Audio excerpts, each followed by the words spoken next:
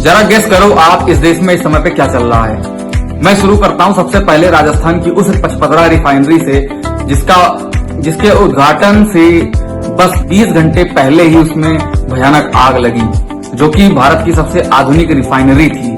Pachpadra refinery में जो आग लगी उसमें एनआईए की रिपोर्ट सामने आई है और उस रिपोर्ट में भ्रष्टाचार यानी बड़े लेवल पे भ्रष्टाचार का दावा किया गया है। एनआईए की रिपोर्ट में ये कहा गया है कि उसमें घटिया मटेरियल का इस्तेमाल किया गया था और जो इंजीनियर्स थे वो नए इंजीनियर्स लगाए गए थे जिनकी लापरवाही सामने आई है। पचपदरा रिफाइनरी में जहां पे एलॉय स्टील का इस्तेमाल होना था वहां पे कार्बन स्टील लगाकर काम चलाया गया।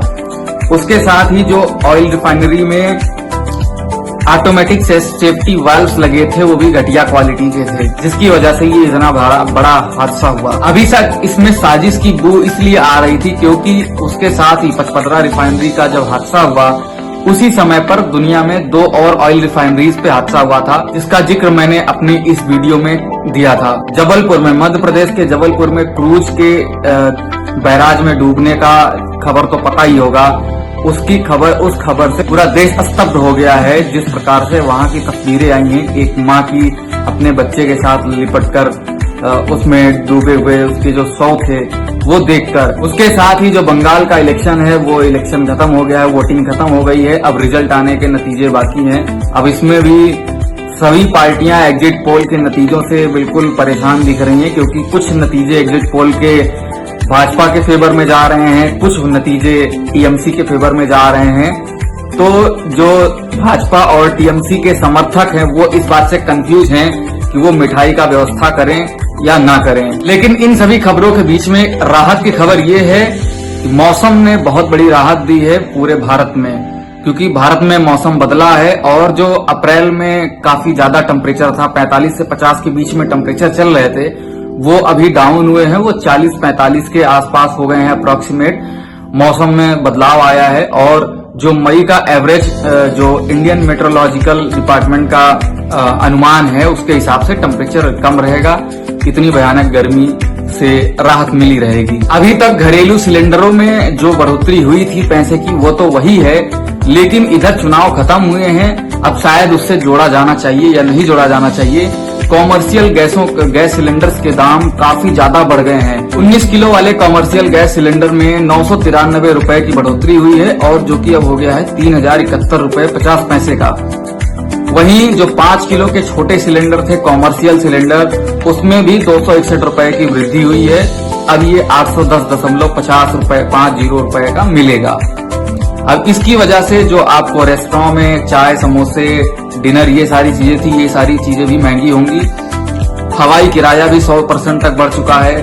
डिनर और रेस्टोरेंट वगैरह में खाने पीने के चीजें जो पकवान हैं ये सभी 20% तक महंगे हुए हैं। उसके साथ ही अगर एयर इंडिया का बात करें तो 900 रुपए तक का प्रति टिकट का बढ़ोतरी हुआ है। इंडिगो ने भी 950 रुपए प्रति टिकट किराया बढ़ाया है। अगर हम ईरान और अमेरिका इजराइल युद्ध की बात करें तो ये अभी अमेरिका और ईरान के बीच में सीधी वार्ता होनी बाकी है। वार्ता नहीं हो पा रही, विफल हो पा रही है। लेकिन डोनाल्ड ट्रंप एक तरफ लगातार ये कह रहे हैं कि हमने ईरान की नेवी को समाप्त कर दिया, ईरान के लीडर्स को समाप्त कर दिया, अभी ये युद्ध खत्म हो चुका है, इस युद्ध में कुछ नहीं बचा है। लेकिन वहीं अमेरिका की यूएस नेवी एक वार की प्लानिंग कर रही है, प्रिपरेशन कर रही है और वो एक प्रस्ताव दे रखी है ट्रंप प्रशासन के आगे। और उसके साथ ही जो वैश्विक गैस और पेट्रोल डीजल के दामों में बढ़ोतरी वो लगातार बढ़ती जा रही है। लगातार 49% तक की बढ़ोतरी हो चुकी है अब तक। अमेरिका में भी कई जगहों पे हाहाकार मची हुई है, लोग परेशान हैं क्योंकि गैस और पेट्रोल डीजल्स के दाम बढ़े हुए हैं। हालांकि भारत में ये राहत है कि अभी पश्चिम बंगाल और तमिलनाडु जैसे चुनाव के बावजूद, चुनाव खत्म होने के बावजूद भी अभी तक पेट्रोल डीजल के दामों में वृद्धि नहीं हुई है। इस चीज में अभी राहत है और बहुत से लोग यही सोच रहे हैं कि ऐसा कैसे पॉसिबल है कि चुनाव खत्म हो गए और अभी तक दाम नहीं बढ़े। दिसंबर 2025 में राहुल गांधी जर्मनी की यात्रा पर थे और वहां पे म्यूनिच में BMW की कंपनी में गए। BMW की कंपनी में उन्होंने बाइक्स देखी, कार्स देखी और उसके साथ ही उन्होंने एक बयान दिया कि हमारे भारत में ऑटोमोबाइल सेक्टर बिल्कुल लगातार गिरता जा रहा है, इसमें कोई खास वृद्धि देखने को नहीं मिली है। लेकिन अभी जो हालिया रिपोर्ट आई है उसके मुताबिक जो कारों की ऑटोमोबाइल्स की बिक्री है अप्रैल में वो 11% तक बढ़ गई है। यानी कि वैश्विक जो आर्थिक संकट है, गैस के दाम बढ़े, पेट्रोल डीजल के दाम बढ़े, ये तरह तरह की अलग अलग आर्थिक मंदियां चल रही हैं, लेकिन भारत में जो नया वित्त वर्ष चला उसका पहला महीना मुनाफे का रहा। ऑटोमोबाइल सेक्टर में 11% की बढ़ोतरी देखने को मिली। ऑटोमोबाइल की बिक्री में सबसे ज्यादा एसयूवी और इलेक्ट्रिक व्हीकल शामिल हैं।